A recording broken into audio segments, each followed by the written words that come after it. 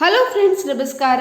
ನಾಡಿನುಡಿ ಲೈವ್ಗೆ ಸ್ವಾಗತ. ಸ್ನೇಹಿತರೆ, ಇದೀಗ ಕರ್ನಾಟಕದ ವಾಹನ ಮಾಲೀಕರಿಗೆ ಇದೀಗ ಬಿಗ್ ರಿಲೀಫ್ ಸುದ್ದಿಯೊಂದು ಇದೆ.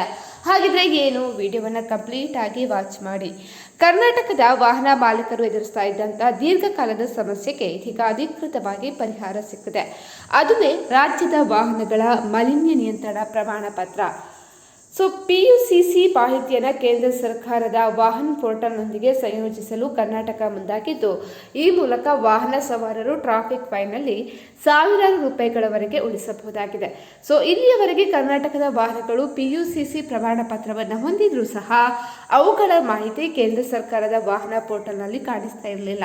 ಇದರಿಂದಾಗಿ ಕರ್ನಾಟಕ ನೋಂದಣಿಯ ವಾಹನಗಳು ಮಹಾರಾಷ್ಟ್ರ, ಗೋವಾ, ಕೇರಳ ಅಥವಾ ತಮಿಳುನಾಡಿನಂತಹ ರಾಜ್ಯಗಳಿಗೆ ಹೋದಾಗ ಅಲ್ಲಿನ ಟ್ರಾಫಿಕ್ ಪೊಲೀಸರು ಆನ್ಲೈನ್ನಲ್ಲಿ ಮಾಹಿತಿಯನ್ನು ಪರಿಶೀಲನೆ ನಡೆಸಿ ಅಲ್ಲಿ ಸಿಗದೆ ಹೋದರೆ ಸರಿಸುಮಾರು 10,000 ರೂಪಾಯಿಗಳವರೆಗೆ ಫೈನ್ ಹಾಕ್ತಾ ಇದ್ರು.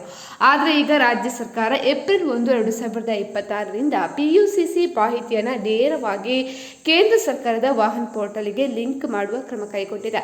ಇದರ ಮೂಲಕ ವಾಹನಗಳ ಮಾಲಿನ್ಯ ಪ್ರಮಾಣಪತ್ರಗಳ ಮಾಹಿತಿ ದೇಶದಾದ್ಯಂತ ಲಭ್ಯವಾಗಲಿದ್ದು, ಡಿಜಿಟಲ್ ವ್ಯವಸ್ಥೆಯಲ್ಲಿ ಪಾರದರ್ಶಕತೆಯನ್ನು ಕೂಡ ಹೆಚ್ಚಿಸ್ತಾ ಇದೆ.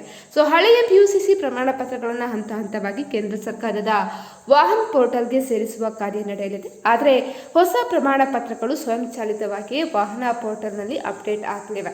ಇದರಿಂದ ವಾಹನ ಮಾಲೀಕರು ತಮ್ಮ ವಾಹನದ ಮಾಹಿತಿಗಳನ್ನು ಬೇರೆ ಬೇರೆ ಕಡೆ ತೋರಿಸುವ ಅಗತ್ಯ ಕೂಡ ಇರುವುದಿಲ್ಲ.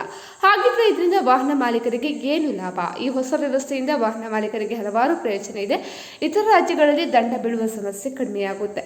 ಇನ್ನು ವಾಹನದ ಎಲ್ಲಾ ದಾಖಲೆಗಳು ಒಂದೇ ಪ್ಲಾಟ್ಫಾರ್ಮ್ನಲ್ಲಿ ಲಭ್ಯವಾಗಿರೋದ್ರಿಂದ ಇತರ ರಾಜ್ಯಗಳ ಪೊಲೀಸರ ಪರಿಶೀಲನೆಗೆ ಸುಲಭವಾಗುತ್ತೆ. ಇದರೊಂದಿಗೆ ನಿಮ್ಮ ವಾಹನದ ಮಾಲಿನ್ಯ ಪ್ರಮಾಣ ಪತ್ರದ ವಿವರಗಳು ಇನ್ಮುಂದೆ MP ಪರಿವಾರ್ ಅಥವಾ DG ಲಾಕರ್ ಆ್ಯಪ್ಗಳಲ್ಲಿಯೂ ಕೂಡ ಕಾಣಿಸಿಕೊಳ್ಳಲಿದೆ. ಸ್ನೇಹಿತರೆ, ಈ ಬಗ್ಗೆ ನಿಮ್ಮ ಅನಿಸಿಕೆಯನ್ನು ಕಮೆಂಟ್ ಮಾಡಿ ತಿಳಿಸಿ. ನಮ್ಮ ಚಾನಲನ್ನು ಕೂಡ ಸಬ್ಸ್ಕ್ರೈಬ್ ಮಾಡ್ಕೊಳ್ಳಿ.